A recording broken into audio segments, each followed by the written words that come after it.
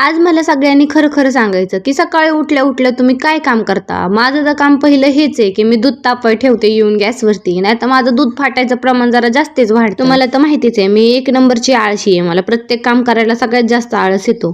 आणि सकाळ सकाळ माझ्या बरोबर माझा लाडू पहिला उठून बसतो आणि सकाळ सकाळ उठल्या उठल्या त्याचं हे काम असतं काय तर गाडी चालवायचं. आम्हाला काय अशी तशी कामं नसतात, पण तरी आम्ही सकाळ सकाळ सगळं उरकून तयार झालो. आज सगळा आळस बाजूला ठेवला कारण की बबडीचे पप्पा आम्हाला बाहेर फिरायला नेणार होते. आम्ही सगळे आवरून बसलो ना, अर्धा तास वाट बघत बसलो होतो ना. अर्ध्या तासानंतर बबडीचे पप्पा आम्हाला घ्यायला आले. आणि बाहेर गेल्यानंतर मला काही व्हिडिओ काढता जमत नाही कारण की लाडू माझ्या कमरेवरतीच असतो. तरी पण थोडासा व्हिडिओ काढला, डबे घेतले जेवणाचे आणि थोडंफार फिरून बिर्याणी घेतली, बाहेर बिर्याणी खाल्ली आणि आलो घरी निघून. आमच्या संध्याकाळी मला मेथीची भाजी बनवायची होती म्हणून थोडी मेथी निवडून ठेवली संध्याकाळसाठी. संध्याकाळी बबडीचे पप्पा कामाला निघाले होते तर बबड्या लागला त्यांच्या मागं. तर लागलायच तर बबडीचे पप्पा त्यांना घेऊन गेले टेम्पो मध्ये आणि नंतर त्याला गाडी चालवायला शिकवत होते. माझी घरातली सगळी कामं तर लवकरच सकाळी उरकली होती, त्याच्यामुळे आज काही काम करायला नव्हतं. म्हणून म्हटलं आज थोडंसं गोठ्यातलं काम करून घ्यावं. तर गव्हाडी खूप खराब झाल्या होत्या म्हणून म्हटलं गव्हाणींना कलर करून घ्यावं. तर कलर करताना पण हे लाडू आणि बबडी मला काही नीट काम करू देत नव्हते. त्यांना घेऊन कसं बस मी करत होते काम. हे बघा लाडूचं काय चाललंय, व्हिडिओ चालू त्याला दिसतोय तर सारखा मोबाईल कडे येऊन मोबाईल बघतोय, नाही तर तिथे येऊन कलर मध्ये तरी हात बुडवतोय. हेच चाललं होतं त्याचं पूर्ण वेळ. मला काय त्याने नीट काम करूच दिलं नाही म्हणून एक दोनच गव्हाणी कलर करून झाल्या माझ्या. म्हटलं तेवढंच करून घेते, नंतर न बबडीचे पप्पा आल्यानंतर न करतील, नाही तर मलाच उद्या करावं लागेल बाकीचं काम.